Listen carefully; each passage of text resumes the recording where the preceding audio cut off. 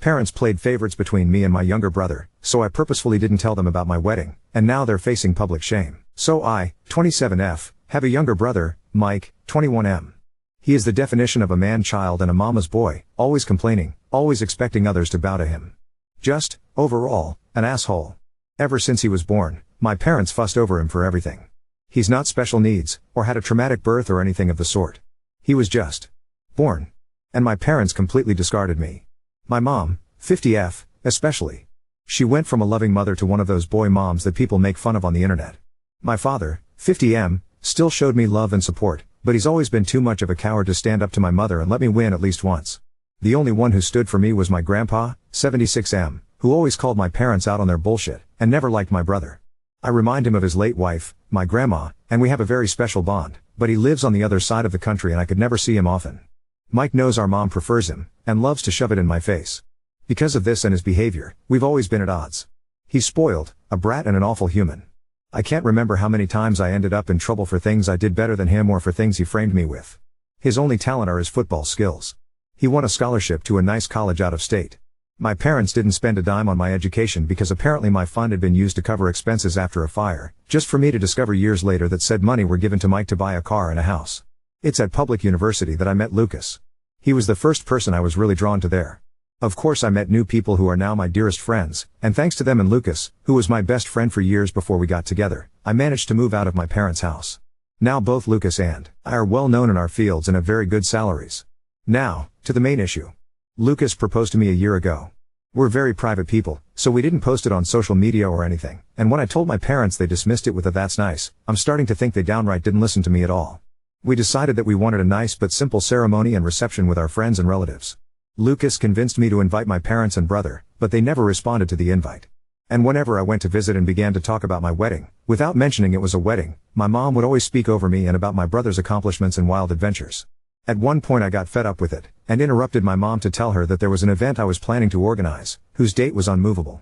She told me that they couldn't attend, because my brother was playing the last game of the season that very same day, and wanted them to be there. Of course, this favoritism didn't surprise me. They missed my ballets, shows and both my high school and university graduation for things about him. At this point, I wanted to be petty. I told both my parents that it wasn't a problem to miss this event, purposely omitted the fact that this event was my wedding, and didn't insist further. Flash forward to a few weeks ago, I got married. It was perfect. My family, Lucas' family and our friends were all there, and we had a blast. My grandpa was happy to give me away, and it was just perfect. My relatives asked me multiple times why my parents weren't there with us. I was honest and simply said they had my brother's game to attend, and couldn't come. They gave me a few looks, and my grandpa was visibly angry for a while, but otherwise nothing strange happened. After the reception, Lucas and I left for our honeymoon, and were phone-free for the whole duration of the trip. But once we got back, we discovered that a shitstorm was welcoming us home.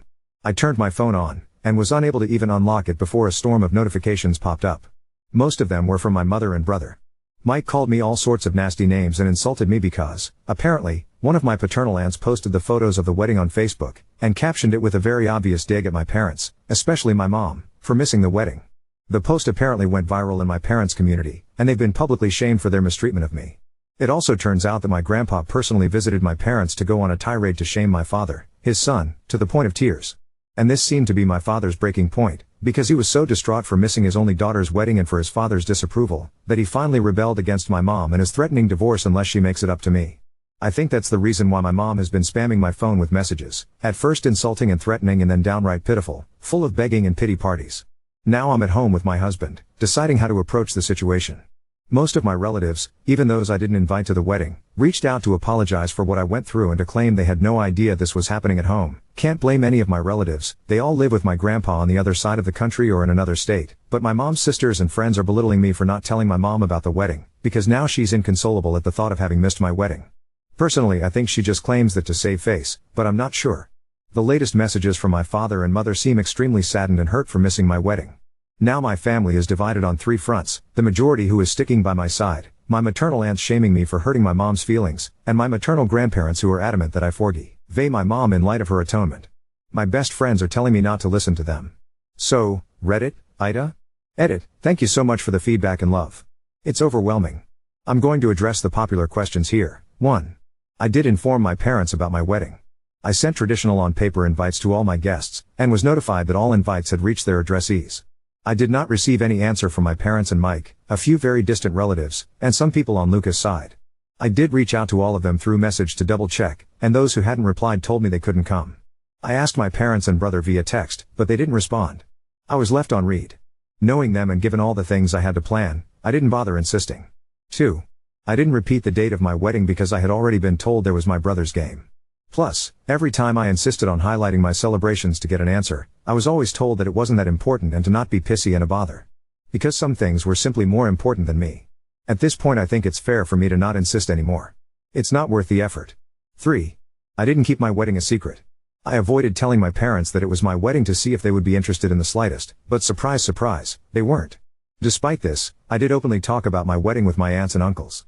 My mother was in the room with us a few times when I discussed venues or dress shops with my aunt, the FB post one, but sometimes mom was on the phone, and other times she was just chatting with other people. She never paid attention.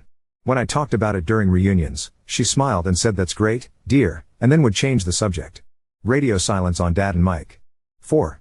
I kept in contact with them because, well, all the times I tried to go NC in the past years I've been harassed. I tried after my HS, bachelor's and master's graduations, to which they never bothered to show up for reasons involving my brother. Every time I was shamed for daring to turn my back on family by my parents, my brother, my maternal aunts and my maternal grandparents. I think the turning point here is that, all those times, Lucas wasn't by my side. We started dating a little after my last attempt at going NC, and, how that I have him here, I feel more confident in my stance. But before that, I want this confident. As I already stated, all my paternal side lives on the other side of the country and wasn't aware of how they treated me. I did try to expose my parents once, at 14. My aunts, uncles and grandpa reprimanded them, they faked being sorry, and then once home I got the beating and gaslighting of my life for lying. After that, L kept in contact regularly with my paternal side, but omitting my parents' abuse out of fear, which TBH still haunts me to this day. Only grandpa knew, but he was always threatened to be alienated from me if he tried anything. 5. My parents and I are not from the same city. I live in a city an hour drive from my parents' small town, and they don't know my new address because once, my brother tried to break in my apartment to steal some cash and my mother backed him up, claiming that siblings share their goods. Now I moved, and I'll be sure not to tell them where I live. 6. My parents didn't buy my brother a car and a house before he even started high school. They bought him a car for his 16th birthday, and a house near his college when he began freshman year. They didn't spend the money of my fund right away, they just lied to me to use it later for my brother, keeping it stored for later in the meantime. Edit 2, update is posted update 1. I am beyond grateful for your reassuring messages, and your love and feedback. The response was overwhelming and beyond what I ever thought it could be. I love you also so much. To those who believed my story was fake, I want to say that I'm happy your family life is better than mine, to the point of thinking of my reality as a fantasy, but I'd appreciate it if you stopped harassing me in DM, claiming that I'm writing a fake story for attention. If I've missed a few details in the OG post, it's because I was overwhelmed and crying my eyes out because of my family's harassment. You are not forced to read my story, or think it's true, but I think keeping the smallest amount of decency would be nice. Oh, and before diving in the update, let me clarify a few things. 1. Yes, the invitation specifically stated it was a wedding. No excuses. 2. My maternal side of the family didn't come to the wedding. I'm sorry, I didn't make that clear in the OG post. Most of them were busy, and the others just gave me excuses to send a gift but not come. That's it. Don't ask me why they didn't discuss my wedding with my mom, it's not like I live in their brain. 3. My mother's atonement is the fact that she apologized via text. Now on to the update. Things have been a little crazy this past week. I got off of Reddit for a couple of days, to gather my thoughts. Then, I had a lengthy conversation with Lucas about how to proceed. He's been my rock, and I don't think I could ever love him more than I already do. My parents were always a taboo topic, but he hit me with a brutal reality check that I absolutely needed. We reached the conclusion that the fact I kept in contact all this time, stuck around and couldn't go NC, isn't healthy. I've realized that, the reason I never fully went NC, was that deep down I just wanted their approval, even now, for once. Pathetic, I know. But it's like a drug, being with my parents. They can be loving, funny, caring and warm, until they're not. The little love they give makes you crave for more, and you want their approval so badly you destroy yourself. But that's enough. I promised myself that things are going to change. I've thought about it, and decided to start therapy, and to go NC with all those who made an issue about this situation, for good this time.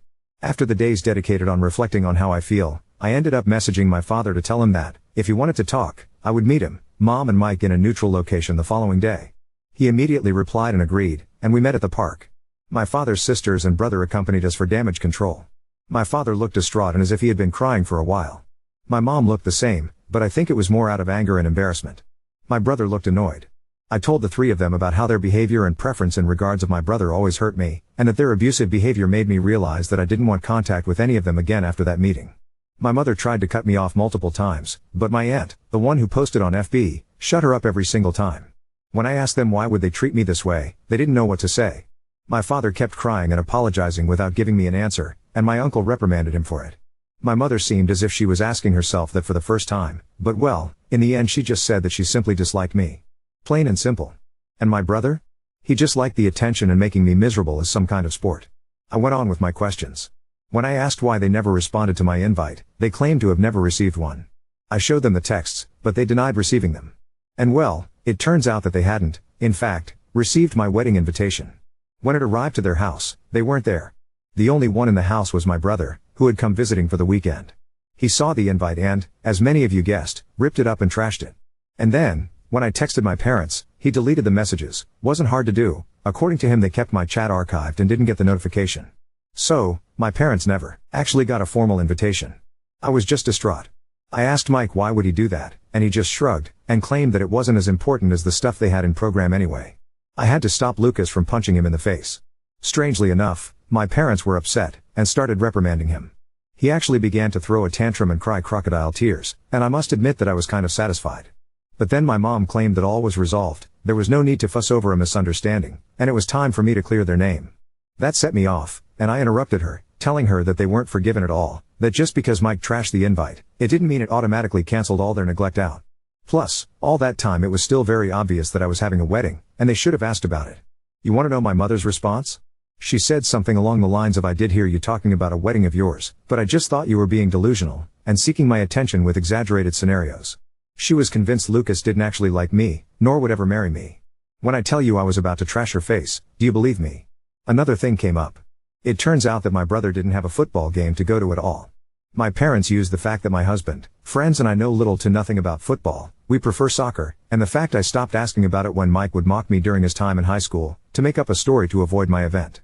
At the time I wrote the OG post, I couldn't confirm or deny the presence of a game because my brother has private social media and Lucas and I are blocked, and I foolishly trusted my parents' word.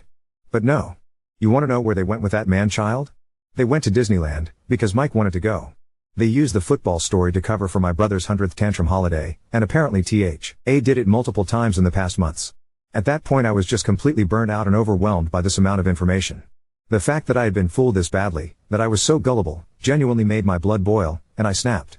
I stood up, and told my father he was a sad, weak man, unable to stand up for his kids unless his wife approved of it.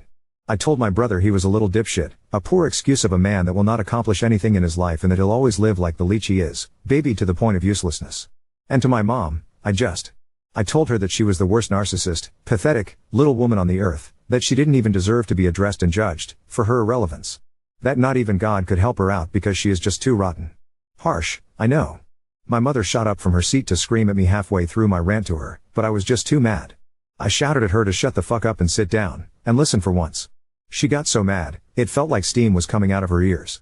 I don't remember much after that, just that I kept talking. And talking. It felt as if all my anger and hurt just flooded out. At one point I'm pretty sure the whole park was silent. I spat at my parents and Mike that I was disowning them all, and that if they're smart, they'll think before reaching out again. I took my purse and left with Lucas, Anna, and Francis, leaving my parents and brother at my aunt's and uncle's mercy. I think at some point the reality of what I had just learned and said finally hit me, because I ended up having a panic attack on the way home. Lucas was driving, so Anna helped me through it until we stopped in a parking lot to calm me down. I am beyond grateful for their help. Once home, I just fell on the bed and went to sleep. I really wanted to go with you guys' advice, and post the whole thread on FB, but given my work and career I couldn't expose myself like that. One thing is Shireen, my story from an anonymous throwaway on Reddit, the other is on FB, with my name and face plastered everywhere. I couldn't go down that path. Instead, I did something better. I made a folder with all of my mother's insults, messages and awful comments, and sent it to the woman in charge of my mom's church. It's a tight-knit community my mom worked her ass off to enter in, but that is also extremely judgmental, and being shunned by them is a death sentence. And well, that's exactly what happened.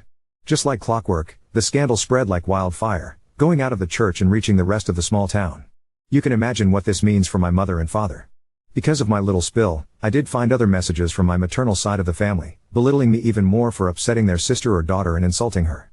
I just didn't care anymore at that point, so I followed you guys' advice, and told them that from now on, they will no longer be part of my life, and that they can talk shit all they want, I just won't care.